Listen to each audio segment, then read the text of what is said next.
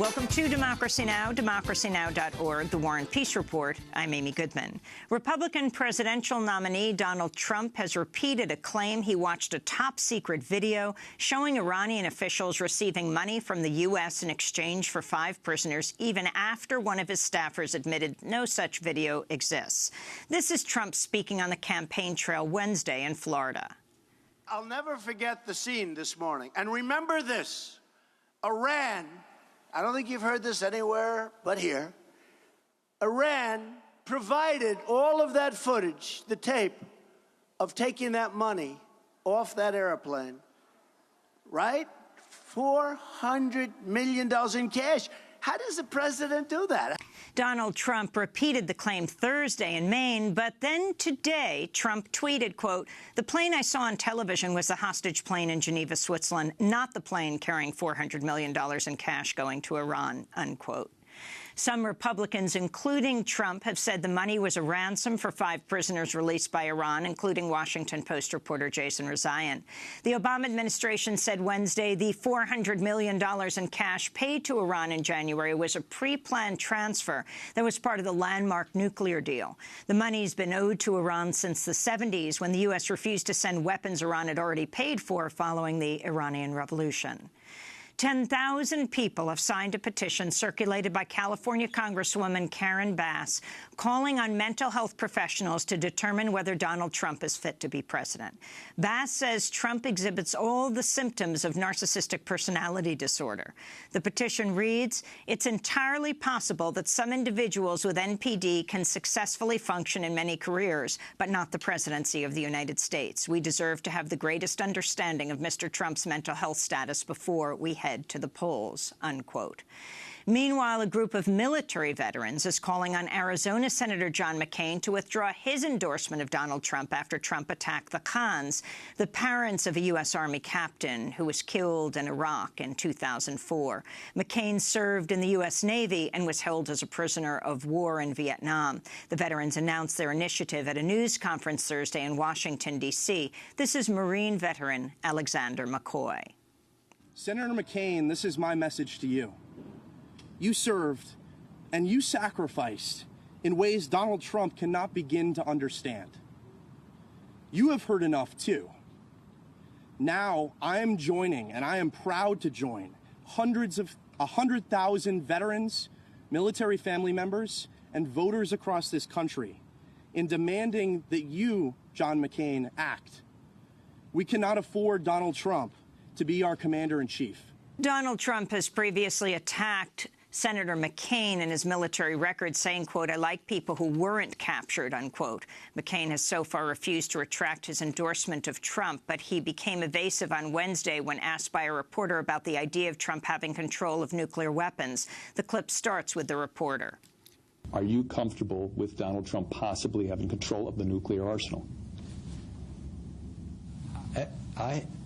Anyone that the people of this country choose to be the commander-in-chief and the president of the United States, therefore, can lead this country and will lead in a responsible fashion anyone who is elected president fairly of this country. And that's the way that our democratic system works. Multiple polls suggest Hillary Clinton has gained in popularity over Donald Trump since the conventions last month. A new NBC News Wall Street Journal poll has Clinton leading Trump by 9 points in November's election. Meanwhile, a McClatchy-Maris poll that had Clinton leading by 3 points before the conventions now shows her leading Trump by 15 points. The owners of the Trump Taj Mahal casino in New Jersey said Wednesday the Atlantic City landmark will close after a 34-day worker strike. Donald Trump opened the Taj Mahal 26 years ago, but it now belongs to Trump's friend and fellow billionaire Carl Icahn. Icahn said the strike was costing him millions of dollars a month. Even after the closing was announced, workers continued to picket, demanding reinstatement of health, pension, and other benefits eliminated during 2014 bankruptcy proceedings. This is Diana Hussein from the union Unite Here.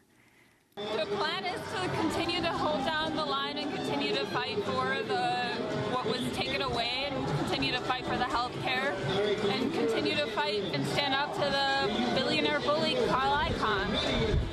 The The Summer Olympic Games begin today in Rio de Janeiro against a backdrop of political turmoil in Brazil. A Brazilian Senate committee voted Thursday to put suspended President Dilma Rousseff on trial for breaking budget laws. The entire Senate will vote Tuesday on whether to move forward with the trial, which could lead to Rousseff's impeachment. Lawmakers voted to suspend Rousseff in May in what many consider a coup by her right-wing opponents. Leaked transcripts show at least one official plotted to oust Rousseff in order to end a corruption investigation targeting him. A jury has recommended a sentence of 2.5 years for Virginia police officer Stephen Rankin, who was convicted of shooting an unarmed black man he'd suspected of shoplifting. The killing of William Chapman was Officer Rankin's second fatal shooting of an unarmed man. In Britain, Black Lives Matter movement demonstrators have blocked a road leading to London's Heathrow Airport and held protests in other cities. In addition to drawing attention to British police discrimination against communities of color, demonstrators were marking the 5th anniversary of the police shooting of Mark Dugan. Dugan's killing sparked protests and the worst civil unrest in the UK in decades. The officer who shot Dugan claimed he had pointed a gun at police, but a jury decided Dugan was unarmed when he was shot dead. The Israeli government's accused a representative of a U.S. evangelical Christian charity of providing millions in aid money to Hamas. Israel arrested Mohammed El-Halabi, World Vision's manager of operations in Gaza, last month. He's been held incommunicado by Israeli authorities since then and accused of funneling more than $50 million to Hamas in his decade working for World Vision. World Vision has denied the allegations and said the amount of money Israel claims was given to Hamas exceeds World Vision's total budget for Gaza during that time. Hamas has also denied the Israeli government's claim.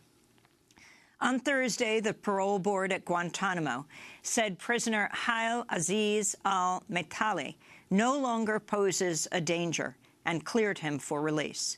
The 39-year-old Yemeni man was once accused of having plotted the 9/11 attacks and had been considered one of the prison's forever prisoners, those least likely to ever be released. 34 of the remaining 76 prisoners at Guantanamo have now been cleared for release. Some have been cleared for years, some for more than a decade.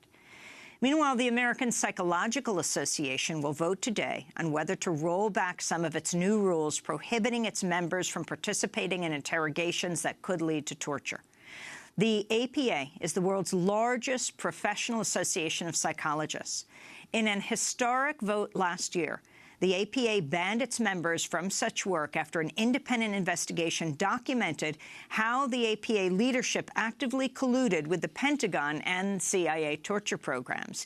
To see all our past coverage of the American Psychological Association, including the historic 2015 vote, go to democracynow.org. And tomorrow is the 71st anniversary of the atomic bombing of Hiroshima. The bombing killed 140,000 people and seriously injured another 100,000. 3 days later, the U.S. dropped a second atomic bomb on Nagasaki, killing another 74,000 people. In May, President Obama became the first sitting U.S. president to visit Hiroshima. He spoke at a memorial for victims of the attack, but disappointed some by failing to offer a formal apology for the bombing. The U.S. is the only country to ever have dropped an atomic bomb. And those are